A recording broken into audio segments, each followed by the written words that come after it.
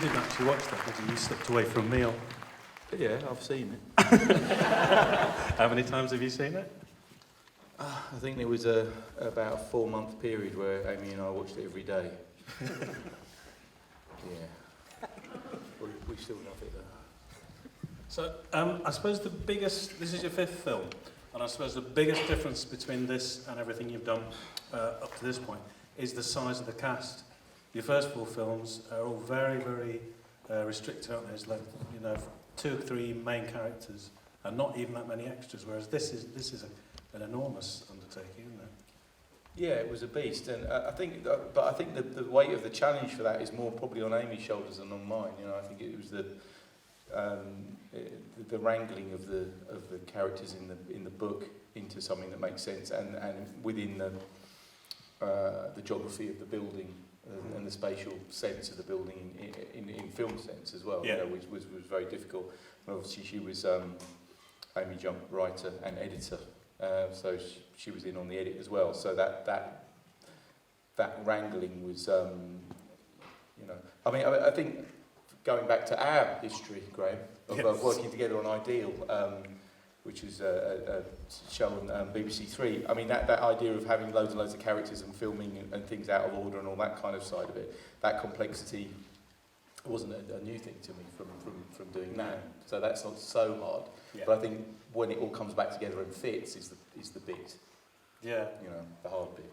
And I suppose one of the things people always say about Ballard's characters is they're not really 3D characters. They're more like psychological profiles, really. And that must have been something that you and Amy were bearing in mind when you, in casting, would it be, when you were thinking about who would embody different parts? Yeah, definitely. Yeah, I think so. And but also. The book has hardly got any dialogue in it. I mean, that was the thing that Amy really dug out of the book and tried to make sense of in her own way. I was looking at a quote from Ballard today where he says, "Hollywood has an over-reliance on redemptive narratives." And I don't think that's something that could be levelled at you, is it? Looking at your work as a whole.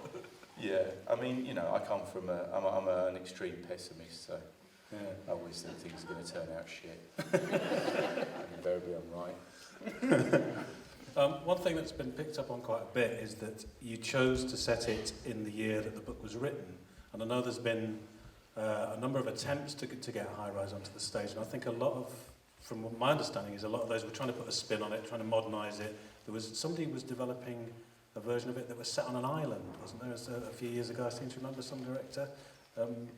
Yeah, I mean, I think that the thing that we kind of figured was that there's a I think from the beginning, from when it was written in '75, people were always trying to, because it was set in a future slightly ahead. So even ours isn't really set in '75. It doesn't really, that full track is much later, isn't it? And kind of. But I think it's that they were always trying to set it slightly ahead, and as time went on, they were trying to set it into the 90s, into the 2000s. But the bottom line is that by now, social media completely fucks everything. So you don't want the movie starting with Lang selfied himself next to a dog. Lol. And that's a proper problem for most thrillers. Yeah. Well, mobile phones solve an awful lot of problems, don't they, in stories? Yeah, or in normal life, yeah. But it's kind of, they'd all be texting, wouldn't they, all the time, I think. But then what we really liked about it was that the fact that our parents were that, I was born in '72, so I'd have been like one of the smaller kids in the tower. Yeah. And we saw it as a kind of opportunity to look back at that period. And I'd been working on trying to think about a horror film after Kill List as well, and I thought about the things, because Kill List had been made up of things that really terrified me. And I was trying to think of the other thing that really makes me afraid, and it was the 70s. And so we wanted to go back there and have a poke around in it. The 70s, the mid-70s particularly, is seen as culturally and economically a real low point, isn't it, I suppose? So it is an interesting point to go back to. Yeah, and it's an extreme moment. I mean, I don't think it's dissimilar to now, really, in many ways, but but they had better music and better trousers. Were you under any pressure to update it? No, I think that's how we got the job. I think because we went in and went, no, fuck it, let's go back. Right. and go back to the book, you know, yeah, I think that was our hot take. got it made. And did you approach Jeremy Thomas because you knew he had the rights? Yeah. I mean, I basically, how it happened was that we've been working. I mean, I've been working. I think we'd probably just finished Field in England, but we were getting to the point where we could start to look at books and have enough money to license books. Yeah. So we were looking at lots of different books, and I just looked up and saw it on the shelf and went, "Hang on, what the fuck? This hasn't been made. Why not?" And then within 3 days, I was talking to Jeremy Thomas. Wow. I was in his office and sitting next to the typewriter from Naked Lunch. Yeah, I was like, ooh, rub some.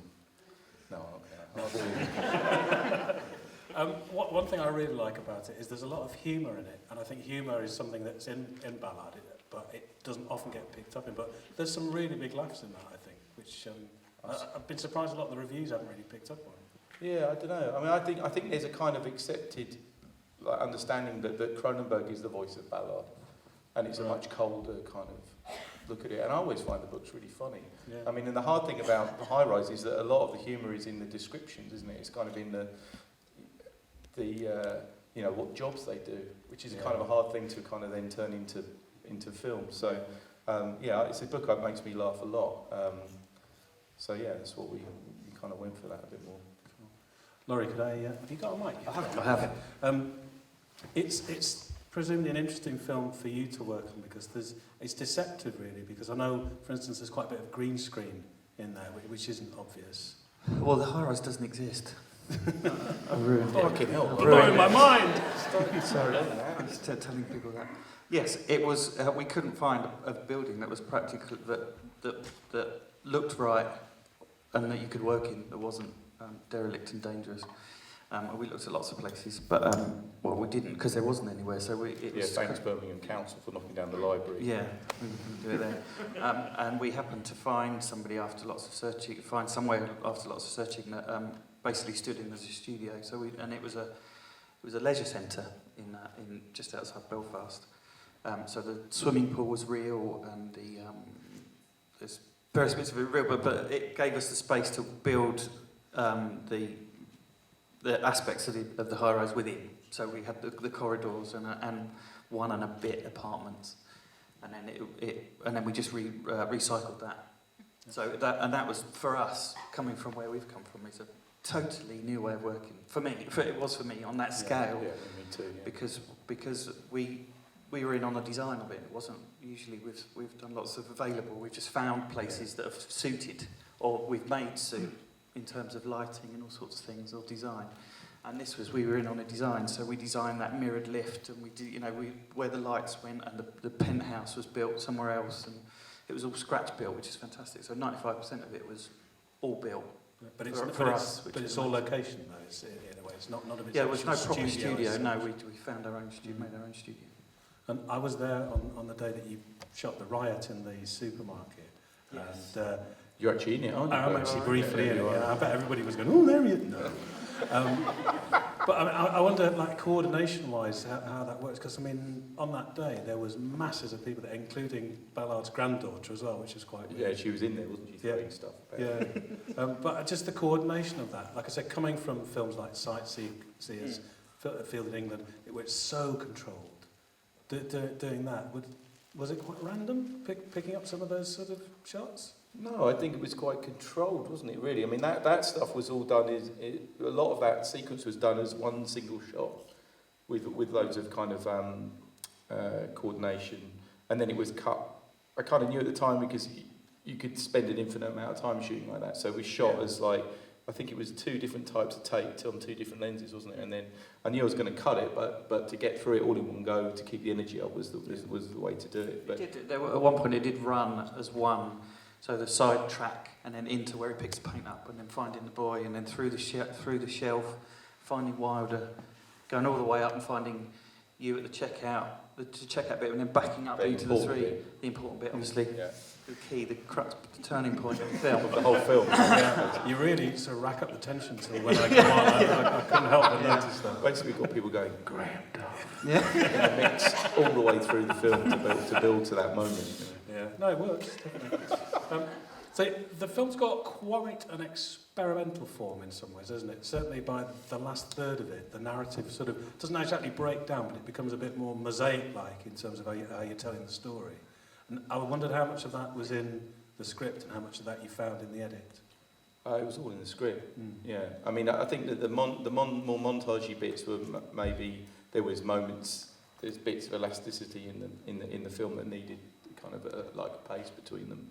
Yeah. But the you know, and everything that's in there is pretty much scripted by Amy. You know, and that was the thing that was blowing my mind as I was reading it, because it's kind of a fractal script. You know, and the fragments of it are talking across, you know, backwards and forwards from the beginning to the end of the film, and yeah, it was quite a thing. But then it's even more scary when you shoot these things and you take them back to her and sit in the edit suite and go, yeah, this is what I've done.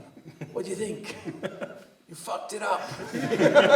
And then there's lots of shouting, debate, you know, and then that comes out the other end. Quite a lot of the reviews have sort of talked about it in terms of it being a film about class war. Which strikes me as well, because although that's in there as a flavour, that doesn't seem to be the overriding thing for me, because in every strata of the high-rise, there's bad and good people on. Well, not that many good people, actually. There's not that many pleasant characters in it. But, you know, the sort of people... Toby. Yeah, Toby's really about it, maybe, I suppose. Isn't it? But to me, it doesn't seem to be that much about class war, more about human sort of frailty and vanity. And yeah, I think so. I think there's a weird perception of what the book is, and I had the same problem with it, which is it's lower class at the bottom and upper class at the top, and then it's a fight between the two. You know, it's like the working class of, you know. I think it's taken from that idea of how Metropolis works, isn't it? Where you know, you've got them at the top, and then they're all toiling away in the workhouse at the bottom. But that's not what the book is at all. You know, it's like fucking documentary filmmakers at the bottom. Yeah, not your average working class. No, not really working class at all. Yeah. You know? It's more like the lower middle class fighting the middle class and fighting the upper class. So it's, yeah. I mean, I think there's definitely a political element across it, and it was interesting that the book seems to become more and more relevant as time goes on. But the actual perception that it's the kind of people at the bottom fighting the people at the top is not quite right, is it? It's far more complex than that, isn't it? Just going back to the sort of how much you experiment, I wondered, Laurie, for you, and particularly thinking about there's shots in Field in England, and there's shots in this as well where we're focusing on the minutiae of things like a caterpillar on a leaf or light through the window or whatever. Again, I wonder how much that is pre-prepared, or if sometimes you're catching things on the hoof. That was quite a conscious decision. It was, I think, informed by what we did with Field. Ben really wanted to do that, incorporate that sort of stuff, because it was so intense and so focused. And it was a window to what's going on in their eyes, which I thought. So we had somebody that was kind of doing that 24, doing it all day, every day, you know, pulling people out and doing that. But our approach, we talked about how we were going to do it, and I thought we were making. Well, at one point, I had this idea that we were kind of, are we making a 70s film, and should it look like a 70s film, and should it be have zooms, and which it sort of did. We liked those in the end, but should it be shot in a style, and should it be a pastiche, because that would set it then. And then we got to a point where we decided that wasn't what it was at all. We were just going to make a film that we knew how to make, but it was informed by the setting and the time and the script, really, you know, by the attitude about it. So it wasn't about trying to make it a 70s film, because actually there was a rule. There's no polyester. Is that a rule? There's no costume. There's no 70s, there's no really super 70s-ness to it, I don't think. But it's a sort of alternate 70s. Yeah, in absolutely. a way. It's a kind of sci-fi film, really, in a sense. It's set in this... Space 1999's a documentary in my heart. Yeah. Yeah, so with that idea, then we approached it with how we usually would do, which was very observational and inclusive, so camera being part of the story. But we had more money, so we could track more and use cranes and achieve more cinematic shots, I suppose. But it fitted, and it helped with tone and pace and stuff. I mean, the difference I think between Field and High Rise was that in Field, because we were in a field and you could send people off to shoot stuff, there'd be no expense. Yeah. But with this, if you say, we're gonna go into this set, and you hoover up on that set, then you suddenly double the amount of crew you've got, and everyone had a bit of a cry about it. So we had to rethink how to do that. Another thing I wanted to mention was Cronenberg Shivers, which came out in '75. People think it's sort of influenced by Ballard, but it's actually contemporaneous with Ballard. Yeah. And I wondered how much that was on your mind, or if you looked at that before you started working on this. Totally, I watched it. I mean, I've seen it, obviously, many times, and I watched it before doing this, and I was really surprised about how similar it is in plot. And there's something that's never been gotten to the bottom of whether or not which came first. And it obviously, if the book is published in '75 and the film's obviously shot in '74, there's something really weird going on. You know, that they could be so close to each other. So I don't know. I mean, I kind of feel that Shivers is influenced by High Rise, but I know that I've come from a position of I don't know, I've got like a mental picture that Ballard is always before Cronenberg, but they are contemporary, so it's not... Well, I suppose not Ballard's wrong, concerns were in the books leading up to High Rise anyway, probably... I was thinking it perhaps said something about Canadian sensibilities and English sensibilities, in that Shivers opens up with somebody sort of murdering a teenage schoolgirl. You don't quite know why at that point. Whereas High Rise opens up with a man eating a dog. And I think perhaps for our English sensibilities, that's a bit more extreme. I don't it's know. more shocking. Yeah, possibly. Yeah, no, that's interesting. Yeah, but I think in Shivers that they had a kind of B-movie issue, which is like, how do you introduce the madness? The madness is the slugs, isn't it? Yeah. Which is kind of as silly as not introducing it at all, which we do in this. But it's kind of like, I think that I can see how that's their sci-fi solution basically to that moment. Whereas Ballard doesn't give a fuck about it, and it just in the book it just happens. There's no explanations. I sense that you give a bit more of a fuck in a way because Lang's sort of breakdown and anxiety about his part in Munro's death sort of prefigures a little bit of a breakdown for him. There's got to be there was a certain amount of looking at the book and trying to find some, in the edges of it, to find some structure to make the film run a bit. I mean. I think the kind of an absolute version of the book would be very austere and hard, for the audience. Yeah. So can we talk briefly about the reception? Because we were talking the other day, and you were saying we've had a really good run. Your first 4 films got absolutely praised to the hill, whereas the reception to this has been mixed. And some of the reviews have been quite bitter in a way. And I wondered if that was perhaps because Ballard is something that people feel a sort of ownership for. Some people think, I understand this represents my views or my worldview, and then they don't like people mucking about with it. I don't know. I mean, because it's an adaptation, there's something to have leverage on, Yeah. But yeah, I don't know. I mean, I've always thought that the whole thing with criticism is that you can't believe the good stuff, because if you do, then you have to believe the bad stuff as well. So we've been kind of like on an even keel with it. But but then again, I mean, people say, it's really... I was talking to Jeff Barrow from Portishead about it, and he was saying, what you want, the perfect reviewed album is half the people liking it and half of them hating it. And that if you have it, that people all like it, then it's all a bit wishy-washy. And in the middle, and I was like, yeah, that's great, but it's still fucking depressing. Do you think part of it is because those first 4 films have all got, although they're different topics and so on, they have that contained little ensemble feel? It's almost like now people think, this is what I expect of a Ben Wheatley film, so this is very different, so maybe it's like you stop being their pet. I don't know. I think that all the films have been reasonably different from each other. They've kind of been, obviously they're all the same. I understand that, but they are kind of like at 90 degrees to each other. We always try so hard to make them different, and then they end up the same. But we still cross about those issues. I'm not going to say literally. The music's obviously a big part. Not only in this, but in all your films. Clint Mansell does the score. Was he your first choice to do the score? Yeah. I mean, there had been an odd...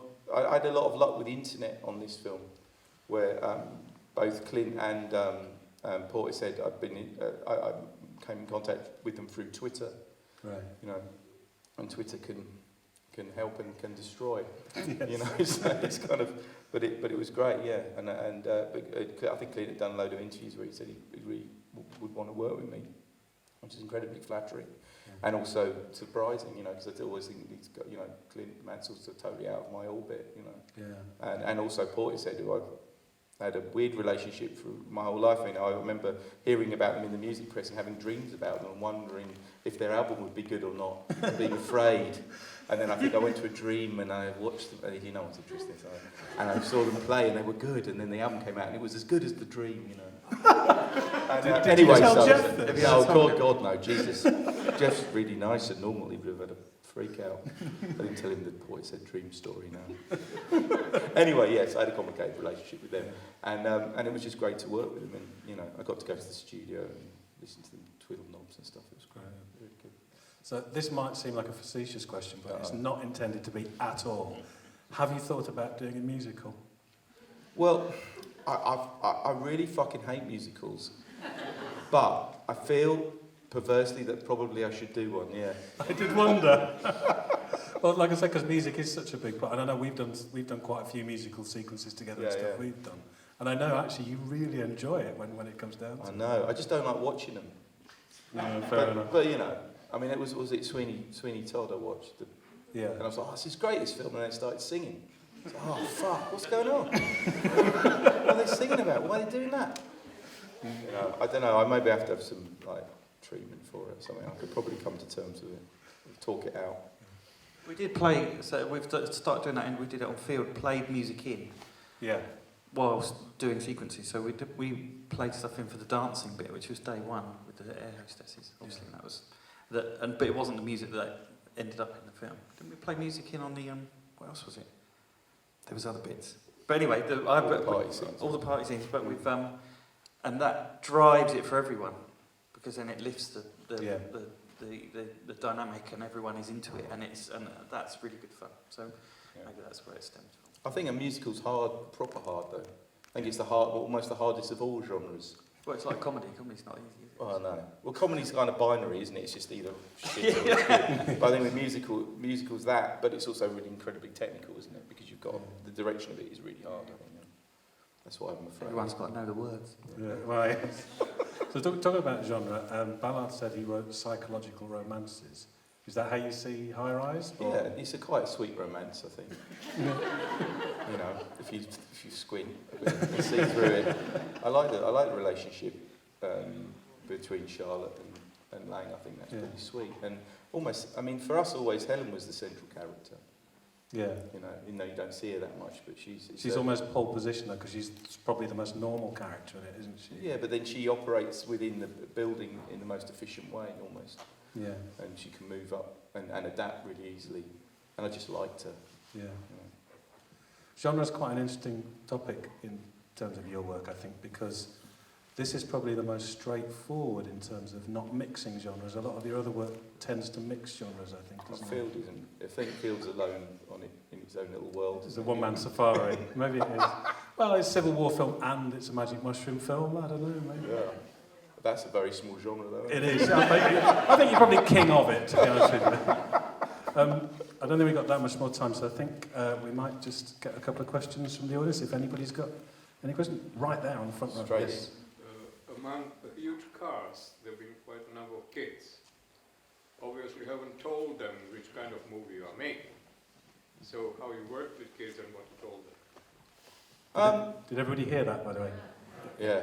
Yeah, I mean, you know, protecting the kids from seeing anything horrible is obviously important. And legal. And legal, yeah, obviously. And also, I always hate that shit when you see a film and then you get a baby crying. They've obviously stuck a pin in it to make it cry. Or waited a long time for it. And little kids can't tell the difference between being terrified and acting. They just are terrified usually. So. But yeah, so the party scene, we just try to make it as fun as possible. But in terms of, I don't know, the moral landscape of what kind of a movie they're in, they'll, I guess, you know, guilty as charged, my lad, they'll have to find out in the future.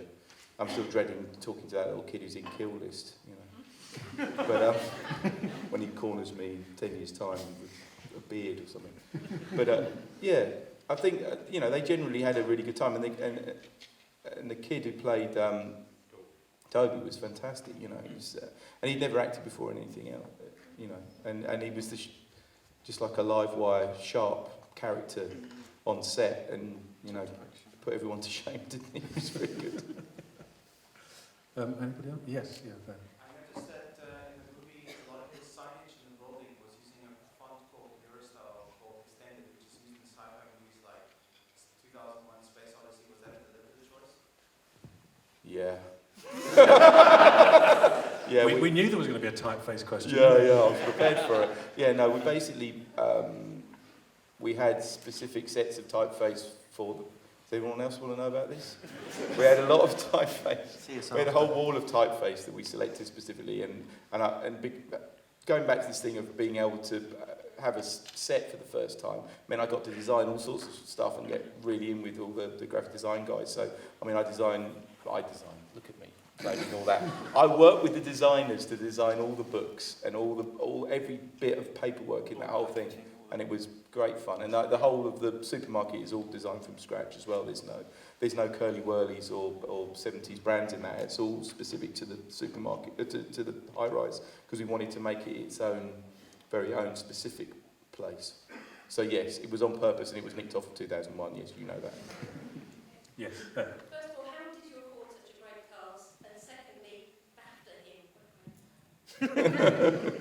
Yeah, we got the cast came from Hiddleston really, because we got Hiddleston first, and then everyone kind of fitted around that, and it took Tom to kind of go, yeah, this looks good, and then everyone else fell in around it. So that was terrific. The BAFTA stuff, we had to write to BAFTA about it, because obviously they own the copyright on the thing, and I had to say I would not defame them or use the BAFTA in any way that would make them look bad. And I think I did. We had a rubber one made and hit someone with it. Yeah, but also, happily, I got to work with the art department on that BAFTA, and I'm the winner of that BAFTA. And me. Yeah, we've both got our names on our that names BAFTA. on that BAFTA. And possibly the only way we will ever win BAFTAs.